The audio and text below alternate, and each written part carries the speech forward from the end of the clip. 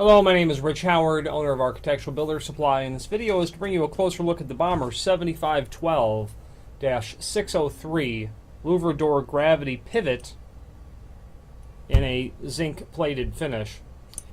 So I will go through all the components. Here's the bottom portion. The bottom portion consists of really two assemblies.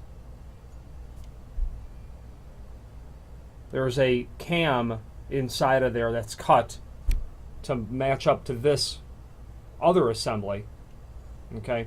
And it's that cut that's done to this cam that provides the gravity closing feature.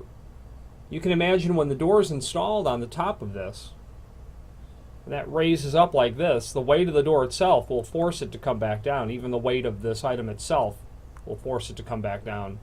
It can do that really in either way. The 7512 is a jam mounted portion. You can see that you've got the jam bracket here with the holes countersunk in it. Okay. This bottom assembly is just to be hand tight, not any tighter than that. Then you've got the top assembly, the jam bracket, and then the top pivot, which attaches to the top of the door. When it's installed, it's going to be basically like in this orientation rather than this, because that door will travel and it needs to have space in which to travel up and down. Okay, so it'll look like that. And there's links below this video to both a template and instructions, and they're both very similar documents. The template has all the dimensions of all the cutting that needs to be done to the door, in addition to dimensions on the items themselves.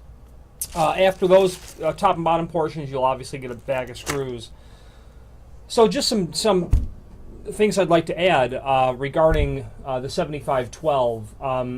The cut sheet shows the bottom portion as being either surface mounted to the bottom of the door, or you can notch out the bottom of the door so that this kind of fits up inside of the door itself.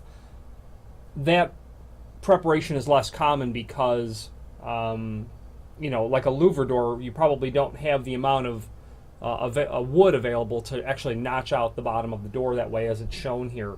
So you'll note that on the instruction sheet, it doesn't even show that method at all. So some pointers, to show you is the dimension from starting at the top pivot, the dimension from the underside of the pivot to the top of this plate, once it's surface mounted to the top of the door, okay, is 3/4 inch. And that's the magic dimension. From underside of here to the top of here, when you're installing this, has to be 3/4 inch. That's the amount of travel that is necessary. Okay. The bottom plate is surface mounted as well, in either way it's shown on the cut sheet. And because you've got jam brackets and the dimension from the jam to the center of this is already determined, there's really no measuring to do. You just have to attach it. They give the dimension of 1 7/32 there just for reference. However, it's nice to know that, to make sure that the dimension from the jam to the center line of your top pivot is also 1 7/32, so that you have a, plumb axis of pivoting. Okay, so that's a good idea to check that, I would think. Also, what's noted on here, it's noted on the instructions, and it's not popping out at me on the cut sheet. But very important aspect to installing this is step 3.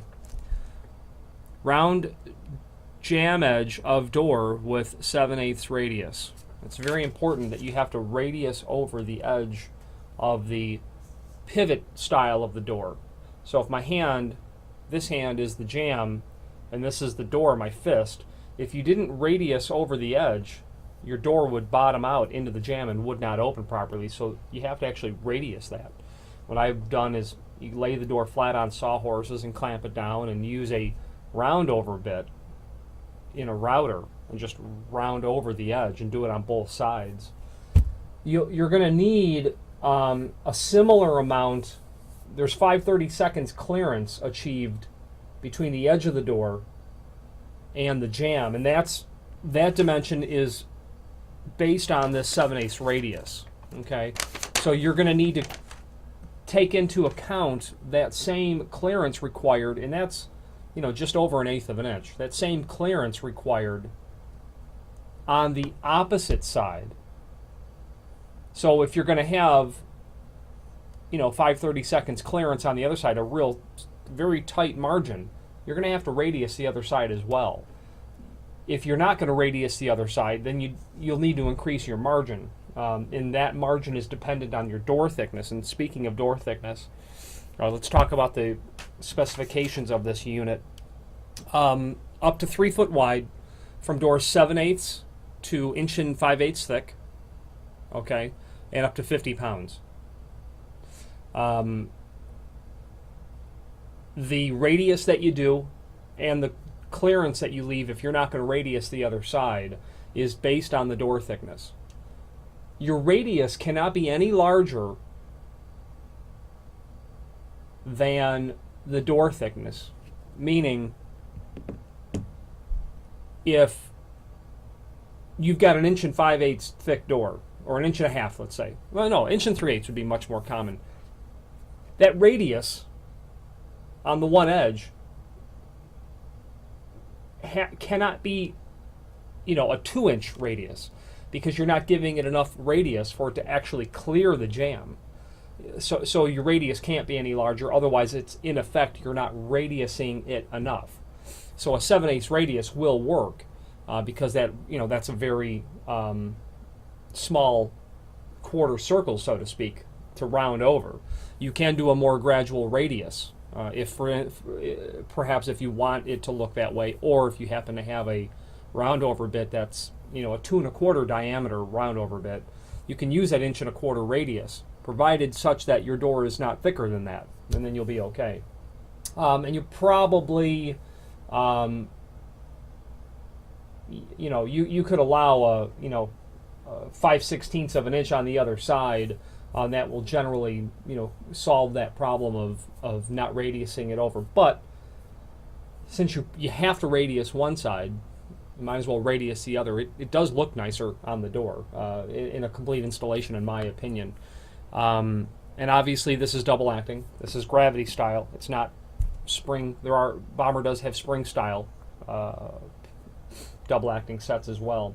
And that pretty much covers tips and tricks based on my experience of the 7512. It is available in several different finishes, probably 10 different finishes, and it is also available as a hold open, which would be the 7512H. And all that happens there is that this miter is just cut off, so it's squared off, and obviously squared off inside of here as well, so that you could get the door at 90, and then it'll basically just hold there, even with the weight of the door.